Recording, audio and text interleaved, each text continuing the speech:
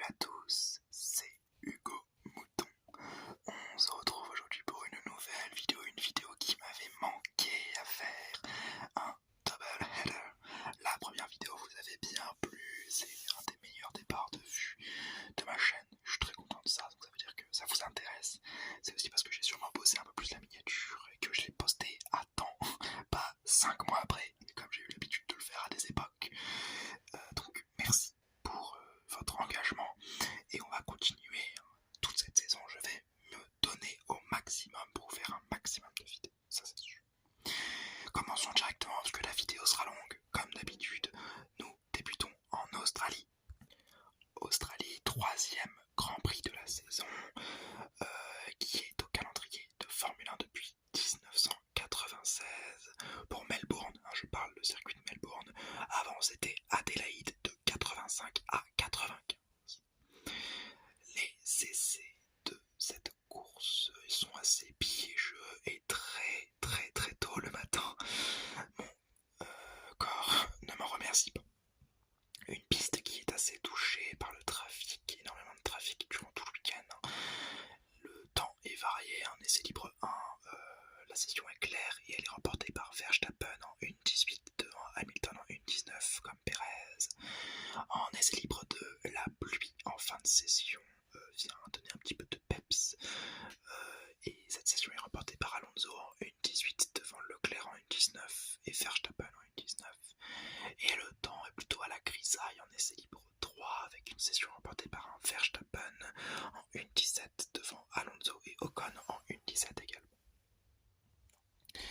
La session 3 est très mouvementée avec des spins, des coups dans les murs et certains petits débris sur la piste, comme quoi même après 3 heures sur la piste, les pilotes ont toujours un peu de mal et peuvent faire des erreurs qui peuvent même être répétées plus tard dans le week-end. Les qualifications. En Q1, Sargent spin en début de session et sera éliminé à l'issue de cette première séance avec Piastri, les Alfa Romeo et un Perez qui bloque les roues au virage 6 et abandonne dans le gravier. Après les essais libres 3, cette qualification est un calvaire pour Perez qui partira donc en fond de grille dimanche. En Q2, AlphaTauri, Magnussen et Norris sortent avec Ocon à 7 millièmes de Albon. Très dommage pour le français, très bien joué aussi pour le thaïlandais qui n'a pas la voiture d'Ocon, donc c'est un petit exploit. En parlant de petit exploit, Hülkenberg passe en Q3, bravo à lui. En Q3 justement, Verstappen prend la pole position en 1.16 732 devant Russell et Hamilton, les Mercedes ayant pris la mesure de la piste. La grille de départ est composée de Verstappen en première ligne, à côté de lui Russell, Hamilton est 3e, Alonso est 4e, Sainz est 5e, Stroll est 6e, Leclerc est 7e, Albon est 8e, Gasly est 9e, Hülkenberg est 10e et Ocon 11e, Tsunoda est 12e, Norris est 13e, Magnussen est 14e, De Vries est 15e, Piastri à domicile n'est que 16e, Joe est 17e, Sargent est 18e, Perez et Bottas partiront 19e et 20e de la voie des stands.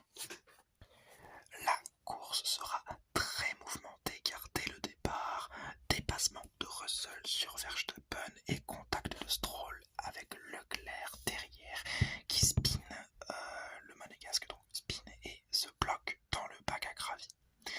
DNF pour lui qui provoque une safety car.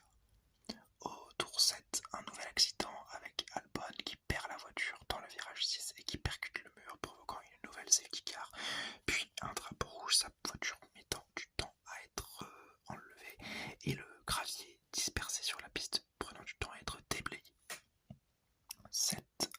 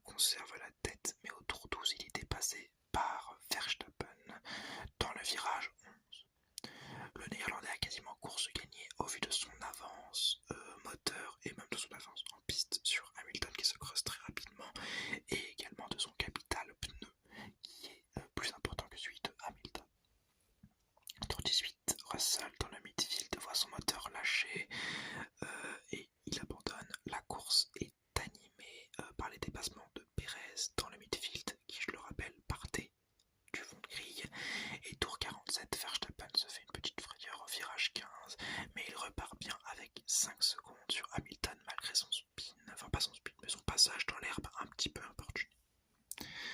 Au tour 54, Magnussen voit son pneu arrière droit se détacher après un contact avec le mur, provoquant une safety car puis un red flag assez injustifié. En effet, la course aurait pu continuer sans ce red flag. Malheureusement, la FIA a voulu jouer le spectacle, ce qui n'est pas forcément toujours la meilleure des solutions. Et au tour 57, donc un nouveau départ est donné. Départ désastreux car Sainz envoie Alonso en spin et Gasly se rabat sur Esteban Ocon faisant DNF les deux pilotes alpines, tandis qu'un peu plus loin, Stroll passe dans les graviers et perd tout son avantage de la course. Tout ceci provoque un nouveau red flag qui se solde au tour 58 par un nouvel ordre de grille qui est donné avec le rétablissement des positions du départ du tour 57 hors DNF. C'est-à-dire que Alonso qui était troisième reprend sa troisième place. Par contre Ocon et Gasly qui étaient tous les deux dans le top 10 ne reprennent pas leur place car elles sont DNF et leur course est donc terminée. Après tout cela, donc, le nouvel ordre est donné, le départ est redonné, mais il n'y a pas de bataille, aucune position n'est changée, sauf pour Sainz qui est pénalisé de 5 secondes pour son contact avec Alonso. C'est donc Verstappen qui remporte cette course en Australie avec un dernier tour, donc un petit peu honte. La grille d'arrivée, Verstappen est premier et Hamilton deuxième. Alonso les accompagne sur le podium en troisième position. Stroll est quatrième, Pérez a fait une très belle remontée, il est cinquième avec le meilleur temps en course. Piastri marque ses premiers points à domicile. Norris est sixième, Hülkenberg est septième et Piastri marque ses premiers points à domicile en étant huitième. Guan Yu Zhou est neuvième, Tsunoda est dixième, Bottas est onzième, Sainz douzième avec 5 secondes de pénalité, très dommage. Et derrière lui c'est l'hécatombe, Gasly DNF, Ocon DNF, De Vries DNF, Sargent DNF, Magnussen DNF, Russell et DNF, Albon DNF et Leclerc DNF. Les enseignements de cette course sont assez nombreux. Déjà les Red Bull sont intouchables. Une qualification dominée par Verstappen et une course dominée par Verstappen, 10 sur 10. Pour Pérez, c'est un 5 sur 10. Une qualification et des essais ratés, mais une course de remontée, vraiment pas mal. Un Alonso constant, troisième podium d'affilée, exceptionnel. Et un Lance Stroll qui tient bien la backup, malgré un petit accident en début de course avec Leclerc. Mais selon moi, c'est pas de sa faute, c'est plutôt la faute de Leclerc. Et en fin de course, il est bien sauvé par les décisions désastreuses de la FIA. Il ramène des points au bercail. Par contre, pour Ferrari, c'est une catastrophe. Leclerc fait une erreur en course. Sainz fait une erreur en fin de course. Sainz n'aura jamais été dans le rythme des top teams. Et Leclerc, on n'aura pas vraiment eu le temps de le voir, malgré une qualification ratée. Il va vraiment falloir se reprendre. McLaren, et c'est un énorme coup de chance pour moi, c'est peut-être les derniers gros points de la saison pour l'écurie de Woking, tellement ce Grand Prix a été avantageux pour eux. Norris 6ème, Piastri 8ème. Je pense que c'est la dernière fois qu'on les voit aussi haut dans le classement cette saison, et peut-être même la dernière fois qu'on les voit dans les points au vu des performances médiocres de la monoplace. Alpine gâche tout, une faute de Gasly, c'est très dommage, mais l'ambiance semble être bonne, donc bon, ça devrait aller, mais bien sûr, ils sont dégoûtés, c'est une évidence d'avoir perdu autant de points. Tandis que Hülkenberg, la grosse surprise du week-end, est P7. Vraiment, je suis très très étonné et même très content.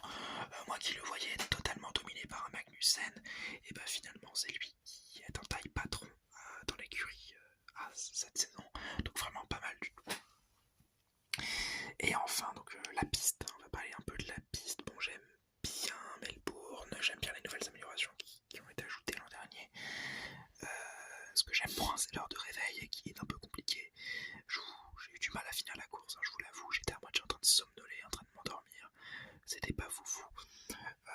Les rebondissements étaient là, un peu trop d'accidents à mon goût. Alors, c'est peut-être à cause de la piste qui est pas très connue par beaucoup de pilotes à cause de la période Covid où on n'a pas roulé là-bas.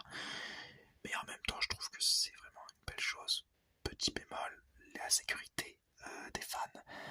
Je crois qu'il y a eu un accident et un fan s'est mangé un bout d'aileron dans le public. Alors il a un petit peu saigné, mais au final ça allait.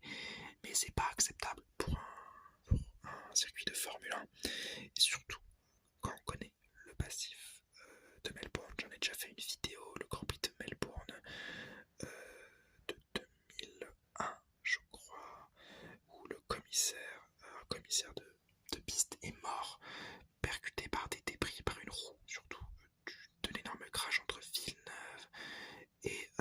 Frentzen, si je dis pas de bêtises.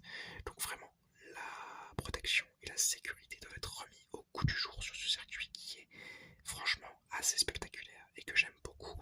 D'ailleurs auquel je vais attribuer un très joli 14 parce qu'il y a eu un peu de tout. Je baisse la note à cause de la décision catastrophique de la FIA en fin de course de lancer sous drapeau rouge, c'était stupide. Et aussi également de l'heure de réveil qui, je vous l'avoue, me fait un peu mal. Je n'ai pas trop apprécié. Donc voilà, un petit 14 sur 20 pour ce Grand Prix qui m'a énormément plu.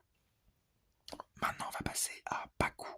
Bakou en Azerbaïdjan, 4e Grand Prix de la saison, là depuis 2016 au championnat du monde de Formule 1. Les essais sont plutôt courts puisqu'il y a une nouvelle formule que je vais vous expliquer dès maintenant, des essais libres 1 le vendredi avec la qualification pour la course le vendredi également. Le samedi c'est une qualification sprint le matin et la course sprint l'après-midi. Donc le samedi est là pour rapporter 8 points à l'écurie et c'est tout. Et le dimanche la course principale. Alors c'est un système de course spécial comme je vous en avais parlé dans la vidéo de Dominicali. Moi j'avais pas été mis au courant de ça, même à l'époque personne n'était au courant, hein, donc j'étais un peu pris de court. Donc je reparlerai sûrement de ce format là à la fin de la vidéo, mais sachez juste que je suis ouvert aux nouveautés comme je vous l'ai expliqué dans la vidéo. Espérons juste que ça restera de l'exceptionnel et non pas du courant pour la fin. Donc les essais sont un peu plus courts comme je vous l'ai dit car il n'y en a qu'une seule pour tout le week-end. D'ailleurs, séance des équipes qui est directement interrompue par un moteur en feu de Gasly qui provoque un red flag et qui fait rentrer Esteban Ocon puisque l'écurie ne veut pas prendre de risques. Et beaucoup d'autres problèmes aussi sont à déplorer devant cette session, c'est assez impressionnant. Tsunoda a une roue crevée, Magnussen a un problème moteur, donc vraiment assez bizarre. Ces essais libres sont dominés par Verstappen en 1.42 devant Leclerc et Alonso en 1.42 également. Et on passe directement aux qualifications pour la course. Gasly en Q1 peut prendre le départ. C'est exceptionnel parce que la voiture brûlait même pas 2 heures plus tôt. 2-3 heures plus tôt on va dire. Donc il arrive quand même à prendre le départ, c'est vraiment superbe. De Vries se crache en début de session et provoque un red flag. Gasly limite et à la relance de ce red flag et donc ruine un peu le travail de ses mécaniciens. Les As et Guan Yu Zhou sortent avec le français et le néerlandais. Assez dommage pour le français qui a du mal en qualification depuis le début de la saison. En Q2, les Williams, Bottas, Ocon et Russell sortent. Le Britannique est piégé par un temps moyen de sa part et un deuxième temps raté car il a sauté sur un des vibreurs du dernier virage. C'est très dommage pour Russell qui est donc éliminé en Q2. En Q3, Leclerc prend à nouveau une pole sur ce circuit d'Azerbaïdjan de Bakou. Et juste avant d'avoir pris la pole, le temps juste avant, Leclerc et Verstappen avaient fait le même temps, exactement le même temps, comme ce qui nous est arrivé en début de saison avec Sargent et un autre pilote, je me souviendrai plus de qui, et ce qui est arrivé il y a très longtemps, en 97, à Jerez, entre Schumacher, Villeneuve et Frentzen. Donc un petit combat comme ça, c'est assez rare et c'est vraiment très très drôle de voir ça. Mais au final, au deuxième passage, c'est le monégasque qui prend la pole position. Je vais pas vous donner la grille de départ tout de suite, je vous la donnerai avant la course pour récapituler un peu tout ça, puisqu'il peut y avoir des changements avec des pénalités ou des changements d'éléments. Alors le samedi, une sprint qualification. Donc la SQ1, les Aston Martins et les Alfa Romeo avec Gasly sortent. Un week-end horrible pour le français et une fin de session où Sargent prend le mur dans l'avant-dernier ou un des derniers virages du circuit. Il prend le mur alors qu'il était déjà qualifié en Q2, donc il ne prend pas part à la SQ2 et donc éliminé en SQ2 avec les As, Piastri et Ocon. Norris passe en Q3, mais il ne pourra pas rouler en Q3 puisque la nouvelle règle stipule quand on est en sprint qualification. Quand sprint qualification 1 et 2, on doit rouler en medium et en sprint qualification 3,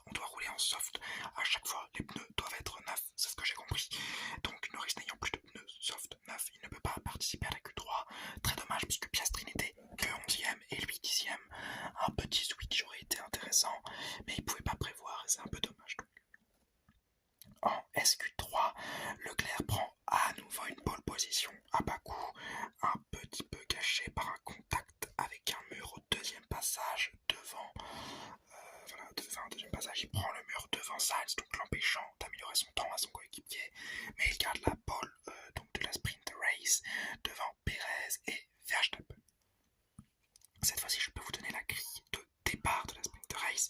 Leclerc est premier, Perez est deuxième, Verstappen est troisième, Russell est quatrième, Sainz est cinquième, Hamilton sixième, Albon est septième, très bon résultat, Alonso est huitième, Stroll neuvième, Norris dixième, Piastri onzième, Hülkenberg douzième, Magnussen treizième, Joe est quatorzième, 15e c'est Bottas, Tsunoda est 16e, Gasly est 17e et De Vries 18e.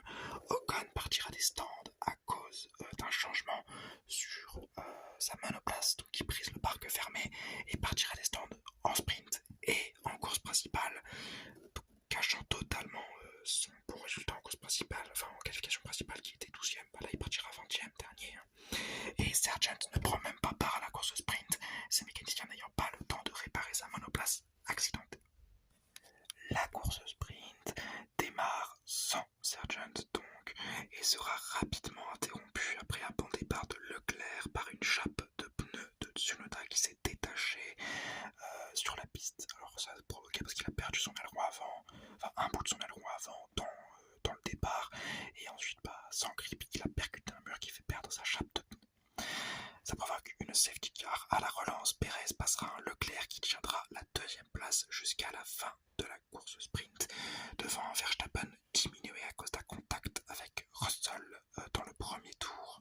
Perez remporte donc une course sprint plutôt calme et lors du placement des voitures, des trois premières voitures, Russell vient s'excuser auprès de Verstappen qui est un petit peu énervé, qui lui dit je sais pas mec, la prochaine fois je te rendrai la même, c'est-à-dire que si je dois passer, hop, il le poussera et il le fera peut-être perdre sa pensée aérodynamique, donc ambiance.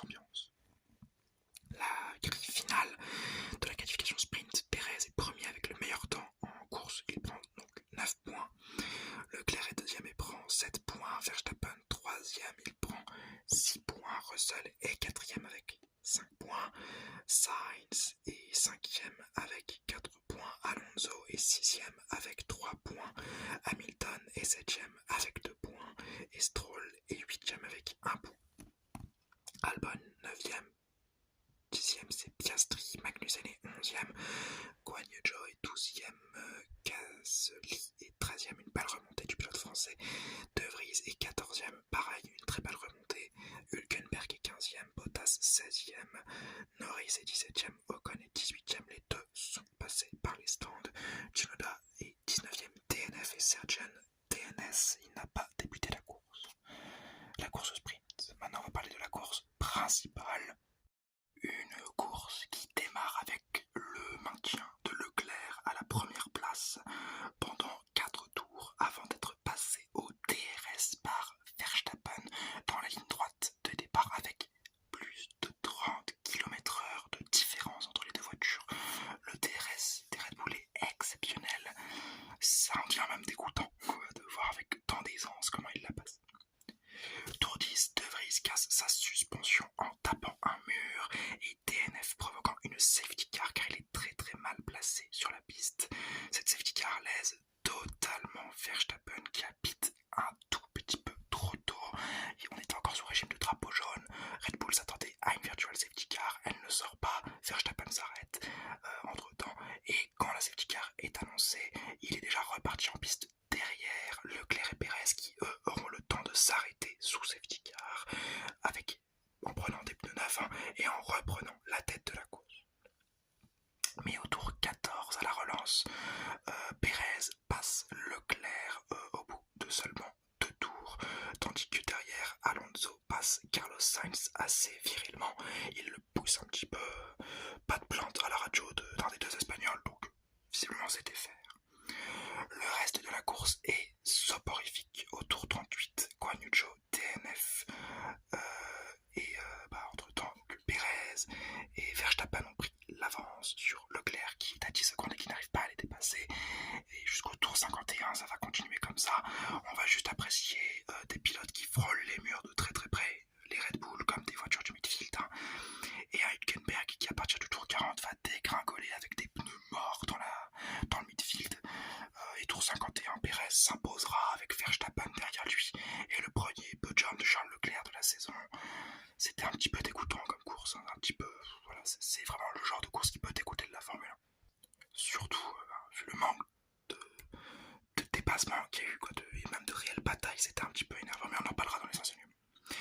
la grille d'arrivée, c'est Pérez donc, qui gagne ce Grand Prix en file. Verstappen est deuxième, Leclerc troisième, Alonso quatrième, Sainz est cinquième, Hamilton est sixième, Sargent est septième, je crois. Non, c'est Stroll qui est septième. Russell est huitième avec le meilleur temps en course, Norris est neuvième, Tsunoda est dixième, Piastri est onzième, Albon est douzième, Magnussen treizième, Gasly quatorzième, Ocon est quinzième, Sargent est seizième, Hülkenberg est dix-septième, Bottas est dix-huitième, Joe dix-neuvième, DNF et De Vries vingtième DNF. Les enseignements de cette course. Les Red Bull en course, c'est trop fort. Verstappen est bon, mais joue de malchance à cause d'une safety car qui lui fait perdre la victoire. Et Perez est un dieu de la ville. Monaco, l'an dernier, Bakou. Et cette année, encore une fois, Bakou sur les deux courses, la sprint et la principale. Il est intouchable sur les circuits de ville. Peut-être que je m'aventurerais peut-être en disant qu'il a le même talent que Senna en ville. Je sais pas, c'est peut-être une comparaison un petit peu trop grande, fait sous le coup de l'émotion, mais Perez est vraiment exceptionnel en ville, vraiment ça c'est indéniable. Ferrari, ils sont très bons en qualif, Leclerc était au maximum qu'il pouvait le faire, 2 pole positions, la sprint et la qualification. En course, il fait ce qu'il peut, il finit troisième et deuxième plutôt, donc les points sont ramenés, un week-end de course solide pour le Monégasque qui n'a pas à être dénigré, ou on peut pas se plaindre en fait de son résultat parce qu'il pouvait pas faire mieux. Par contre Sainz c'est absolument horrible, une qualification quatrième, pas folle parce qu'il est pas proche de Perez alors qu'il a la même voiture que Leclerc quoi. La qualification du sprint il est cinquième derrière Russell donc encore moins bien, et à la grille d'arrivée des deux courses il est pas bon, cinquième et cinquième, sans jamais avoir inquiété quelconque pilote, en s'étant fait à chaque fois dépasser, soit par Russell, soit par Alonso. Vraiment, Sainz commence à réellement baisser dans mon estime. Déjà qu'il était pas très haut, j'espère qu'il va se reprendre, sinon c'est la porte chez Ferrari. Après, pour être remplacé par qui? Point d'interrogation. Parlons du week-end désastreux des Alpines. Gasly, zéro chance, aucune chance. En essai libre, ça crame. En qualification, ça pète la voiture. En qualification sprint, je parle. En qualification simple, il est même pas dedans, quoi. C'est pas fou. C'est pas bon, quoi. Il n'y a rien eu de bon durant cette qualification, même ce week-end pour Gasly. Donc vraiment zéro chance. Et Ocon se donne sans plus de chance en fait, il s'est donné au maximum. Ocon, 12ème, je crois, sur la grille de départ normalement. La pénalité, enfin pas la pénalité, mais le changement de suspension qu'il fait partir 20ème et 20ème. Au final, il termine même pas dans les points. En course sprint, il finit pas non plus dans les points, c'est pas bon quoi. Vraiment, c'est un week-end galère pour les deux Alpines qui ont encore un zéro pointé. Mais cette fois-ci, c'est surtout le manque d'essais libres qui leur a été très préjudiciable. Et ensuite on va parler des Aston Martins qui sont moins bien depuis, après les 3 premiers Grands Prix de Tony Truant, ils sont moins bien, mais moins bien en toute mesure gardée, parce qu'il reste quand même la 3ème force du plateau devant les Hamilton, j'allais dire, devant les Mercedes. Alonso qui est 4ème, qui en course sprint se bat bien. Franchement, une écurie Aston Martin très très intéressante, et un Alonso coéquipier modèle qui propose en course à la radio de donner ses settings de frein à Stroll pour qu'il puisse mieux s'en sortir face à Russell et Hamilton. Franchement une bonne ambiance dans cette écurie, et un Alonso il est impressionnant d'essence ce mec. Quand tu l'écoutes à la radio tu te demandes comment il fait, mais c'est l'étoffe d'un grand champion. Une opinion, même pas unpopular, une opinion qui est partagée à mon avis par beaucoup de monde. Tu mets une voiture un tout petit peu dominante dans les mains de Alonso, c'est 10 titres de champion du monde dans sa carrière quoi. Ce mec est trop fort et c'est une force de la nature, vraiment. Et enfin on va parler donc de la piste, Bakou en Azerbaïdjan, on en pense qu'on veut, moi personnellement j'aime pas trop, mais bon, toute politique gardée, la piste est plutôt cool, malgré le fait qu'on doive obligatoirement avoir des accidents ou des DNF pour relancer une course, et un manque total de spectacle ce week-end, ça c'est sûr. Le format m'a pas plu, du tout, j'ai pas aimé, je préfère les sprints à l'ancienne, c'est beaucoup plus intéressant. Voir les courses normales en fait, ça aurait permis d'avoir peut-être des meilleurs réglages, donc un peu plus de performance. Et enfin je vais donner un énorme coup de gueule sur la FIA. La la FIA, avant-dernier tour, fait venir les photographes devant le podium. Avant-dernier tour. Donc avant-dernier tour, la course n'est pas finie, ça fait venir des photographes dans la pit lane qui manquent de se faire écraser par Esteban Ocon qui rentre. Qu'est-ce que c'est que ça? C'est pas sérieux, c'est pas professionnel. Julien Febvre s'est énervé sur Canal+, bah, je suis du même avis. En F1, on ne fait pas des erreurs débiles comme ça, même si le protocole doit être rapide, même si le protocole doit être serré, je sais pas, je m'en fous. On fait pas rentrer des photographes quand la course peut encore être, peut encore avoir des box et des choses comme ça. Donc vraiment c'est n'importe quoi. Et pour le manque de spectacle et pour cette erreur de la FIA, je vais mettre un 8 à cette course qui était vraiment soporifique, peu intéressante, qui était quasiment gagnée d'avance, avec très peu de dépassement. Sur ce, j'espère que cette vidéo vous aura plu. Si c'est le cas, le petit like, le petit commentaire, le petit abonnement. J'espère vous avoir détendu. J'espère aussi que les double headers vous plaisent toujours